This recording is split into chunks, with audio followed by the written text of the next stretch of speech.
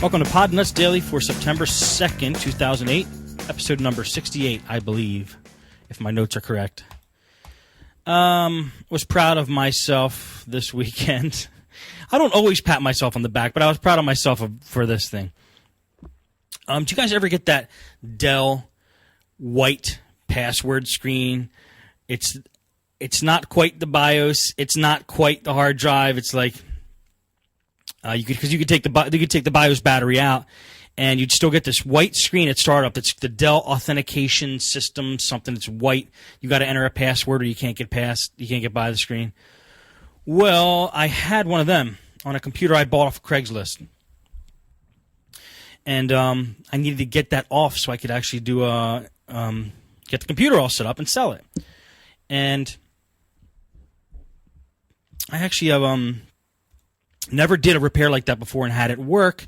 I did a search online I did a Google search for hack Dell white screen. That's a Google search I did. And I got the first result, which was, let me pull it up for you. Hack Dell white screen. It's the result from techrepublic.com. techrepublic.com. And that URL gave me a fix for getting this done. Now, I was kind of worried about using that fix because the person who wrote the article was calling the computer a labtop instead of a laptop. I don't know if you guys have ever heard people call laptops labtops, but it scares me when somebody says that because that is not the correct way of calling the computer. That's not what it's called. It's called a laptop. Anyway, I followed his advice because it seemed pretty good despite him using the word laptop throughout the whole article.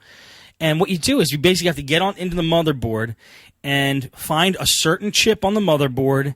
And as you're holding the power button on the computer, you're supposed to short out two leads on that chip.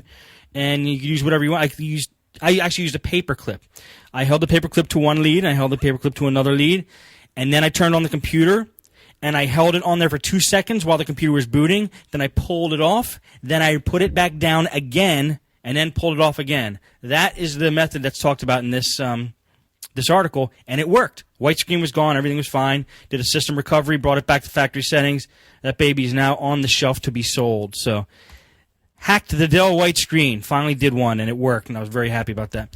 Now, there's lots of different models of Dells, and I think there's different chips that are on these different models that you have to short out to get past this white screen, but I think they're all relatively the same, so you should be able to find it. Today, Mick said, what are the specs of it, Steve? It was a Dell B130 laptop. It was a Celeron M processor, but it was in good condition. I'm probably going to sell it at the shop for like $299, something like that, and got it on Craigslist for like $40, so can't beat it. HAL.dll error today on a desktop that came in. HAL.dll. That's the one where you get it right at boot up. The system doesn't actually boot into Windows because it's stuck on this HAL.dll error. We've fixed this error before by using boot CFG, which is in the recovery console on your Windows XP disk. Boot CFG, I think, /repair or /rebuild has worked. If that doesn't work, boot CFG tells you it doesn't work, and it says, look, this didn't work. We suggest that you use check disk first and then try this again. So we ran check disk, and this time it didn't work. But we've had experiences in the past where we run that boot CFG program, doesn't work, so we run check disk, then run boot CFG again, and it does work. So boot CFG basically rebuilds the boot INI file, and I believe that is linked somehow to this HAL.dll, and sometimes it works, sometimes it doesn't.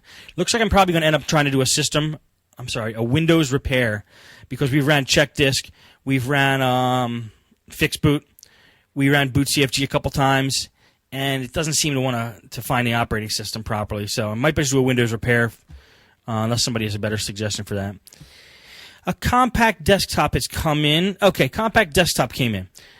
No, I'm sorry, it was eMachines. And I think that this one had a problem with the processor, and here's how I think that.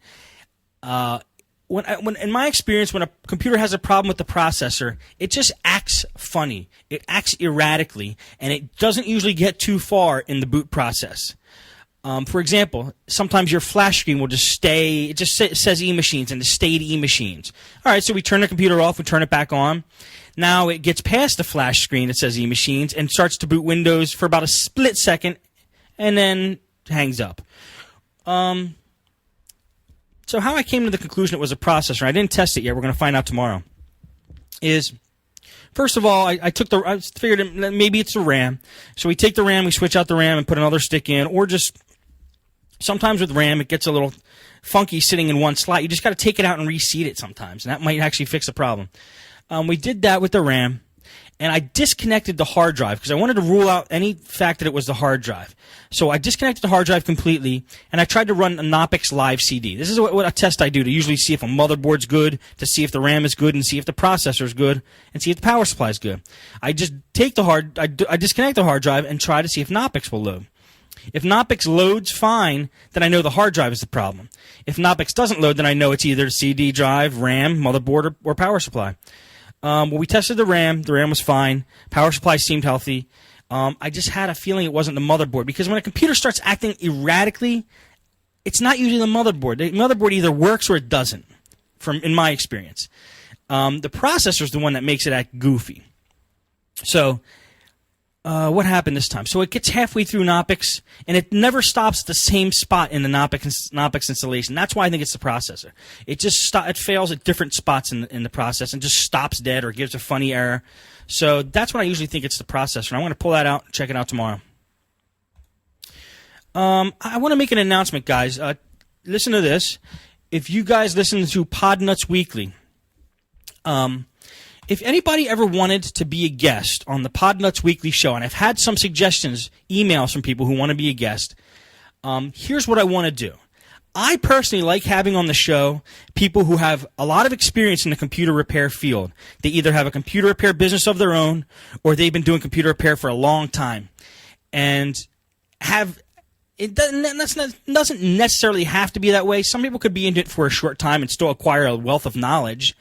But I think that those are the best guests, besides like the celebrity type guests, can offer a lot to the show. So if you think you want to be a guest on Podnutz, I'd like to have people who are experienced in computer repair send me.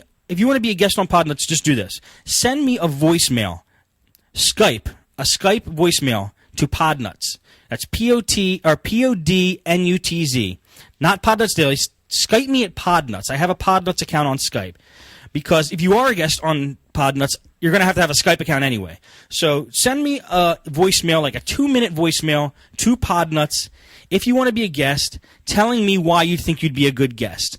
And I'd like to screen through those voicemails to see who I think would be a good guest for the show.